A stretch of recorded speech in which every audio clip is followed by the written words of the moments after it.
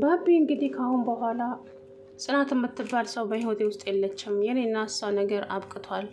ምክንያቱም እሷ የገዳይ ልጅ፣ እኔ ደግሞ የሟች ልጅ ነን። እኔና እሷ ከአሁን በኋላ ግንኙነታችን አብቅቷል። እሷም ባለችበት እኔም ባለሁበት አለ ወሰነ። እኔም አይኗን ላያት አልፈልግም፣ እሷም አይኔን እንድታየው አልፈቅድላትም አላት ለበላይ ማለት ነው። ብሌን ደግሞ ተው ባቢ እንደዛ አታድርግ፣ ብሌን እኮ ያላንተ ባዶ ናት። አባቷንም አታ አንተንም አታ እችልኝ ሰው የምትሆን ይመስልሃል? ብሌን ምንም ማድረግ አልችልም። አንቺስ ብትሆኝ በእኔ ቦታ ምን ታደርጊ ነበረ? ማለት ጋሽ ግርማ እናትሽን ቢገላት ከብሌን ጋር ከጽናት ጋር ያለሽ ጓደኝነት ይቀጥላል ሲላት መልስ አጣች ማለት ነው። አንገቷን ደፍታ ዝም አለች። ስለዚህ የኔና እሷ ነገር አብቅቷል። ብቻ ፈጣሪ ባለችበት ሰላም ያደርጋት አለ። እወዳታለሁ፣ አፈቅራታለሁ፣ ግን ደግሞ ከእሷ ጋር መሆን አልችልም። አቶ ጋሽ ግርማ አንድም ቀን እንደዚህ ክፉ ያስባል ብዬ አስቤ አላውቅም።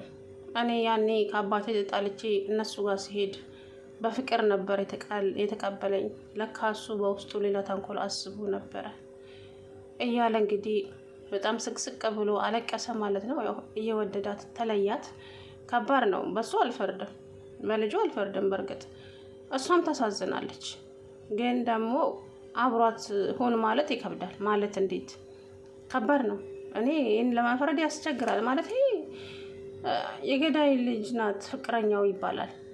ለሰሚውም ግራ ስለሚሆን ያው እንግዲህ ራሄል ምንድን ነው የተመኘሽው ሆኖልሻል፣ የተመኘችው ሆነላት ማለት ነው። እንደውም ብሌንን ለማስገደል እቅድና ሰዓት እያወጣች ነበረ። አሁን አርፈሽ ትቀመጫለሽ፣ ብሌንን ጽናትን አልፈልጋትም፣ ከዚህ በኋላ ጽናት የምትባል በህይወቴ ውስጥ የለችም ብሎ ሲነግራት በቃ ፍንድቅድቅ አለች።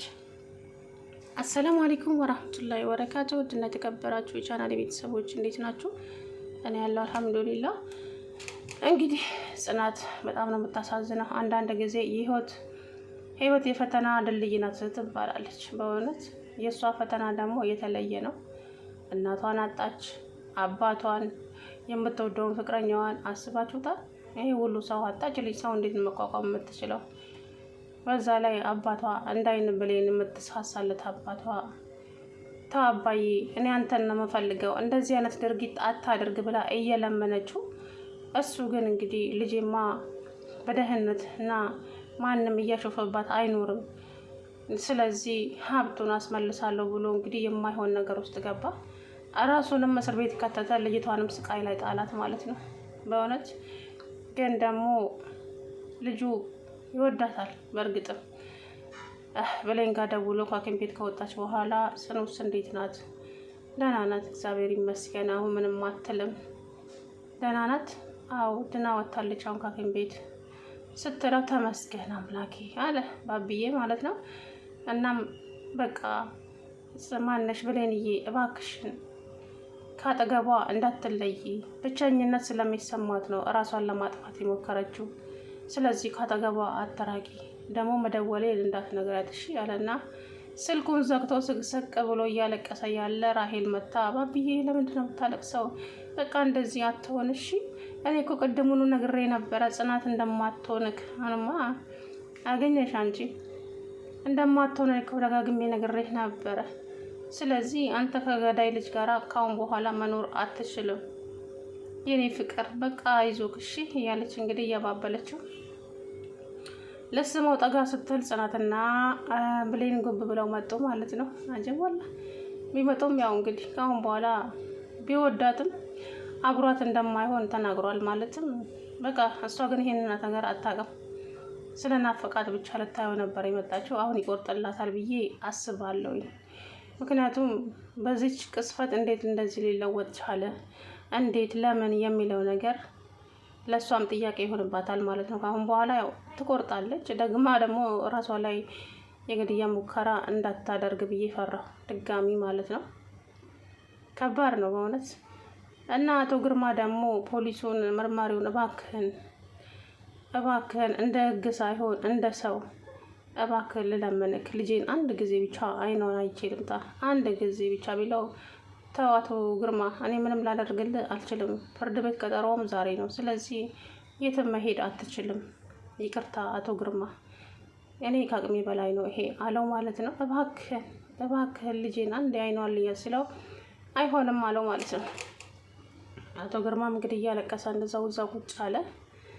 የብሌን እናት እንደዚሁ አቃጥላ ደፋችኝ። እኔማ ሰው እንዴት በዚህ ልክ ሰውን ይጠላል እንዴ? ሰው እኮ የዛሬውን አይደለም ማየት የትላንትናውን ነው እንጂ ክፉንም ደግውንም አሳልፋቸዋል አብራችሁ። ግን ዛሬ ተቀይረሽ ካንጋሮ ሆንሽባቸው። የምር በጣም ነው የሚያስጠላው። እነሱም እንደዚህ እንዳለቀሱና እንደወደቁ አይቀሩም እኮ አንድ ቀን የሚነሱበት ቀን ቅርብ ነው። የዛ ሰዓት ደግሞ ታፍሪበታለሽ የብሌን እናት። ብሌን ግን ከእውነት የልብ ጓደኛ ናት። እንደ ብሌን አይነት ጓደኛ እንደው ፈጣሪ ለሁላችንም ይስጠን። በእውነት ምን አይነት ልጅ እንደሆነች በቃ በአቋሟ የጸናች በቃላ ጽኑ የሆነች ልጅ ማለት ነው። ብቻ አላቅም። አምቡላንስ እንኳን ጥሪልኝ ብትላት ስልኩን የት ደወለች? ራሄል ጋር ነው የደወለችው። ስራ የሌላ ሴትዮ ልጅቷ እማዬ አምቡላንስ ጥሪልኝ፣ ጽኑ ልትሞትብኝ ነው፣ እማዬ እባክሽን አምቡላንስ ጥሪ ትላለች። ገና ስልኩን ጆሮ ላይ አድርጋ ምን ሆና ነው ትላለች። ኧረ በፈጣሪ ሰው በዚህ ልክ እንደዚህ ክፉ ይሆናል እንዴ? ጭራሽ አሁን ብሌን ጽናት ጋር እንዳትቀርብ ያው ሙከራ እያደረገች ነው። አንቺ መቼ ነው እንደራስሽ የምታስቢው? መቼ ነው እንደራስሽ የምትሆኚው? ቆይ ብቻ አሁን ድና ትነሳ ታያለሽ፣ ባትገለበጥብሽ እያለች መከራዋን እያበላቻት ትገኛለች። እንደ ብሌንና እንደ ራሄል እንደ ብሌን እናትና እንደ ራሄል ያቃጠሉኝ ሰዎች የሉም በእውነት። ወይኔ ፈጣሪ፣ ሰው በዚህ ልክ እንዴት ክፉ ይሆናል ባካችሁ! የእውነት ይደብራል በጣም። እንግዲህ ጽኑዬ እላዋ ላይ የወሰነችው ውሳኔ በጣም ከባድ ነው። በጣም ሰው ህይወቱን እስከ ማጥፋት ደረጃ። በእርግጥ አልፈርድባትም፣ ግን ደግሞ ነፍሳችንን የሰራው ፈጣሪ ስለሆነ እኔ በሱ ስራ ልገባ አልፈልግም። እሱ እንደፈጠራት እሱ እንደፈለገ ያደርጋት ነፍሴን ማለት ነው። አንዳንድ ጊዜ ተስፋ ስትቆርጡ ሰይጣኑን በሉ በሉ ይላቸዋል። ይሄ ደግሞ ስለ ሰይጣን በር መክፈት ነው።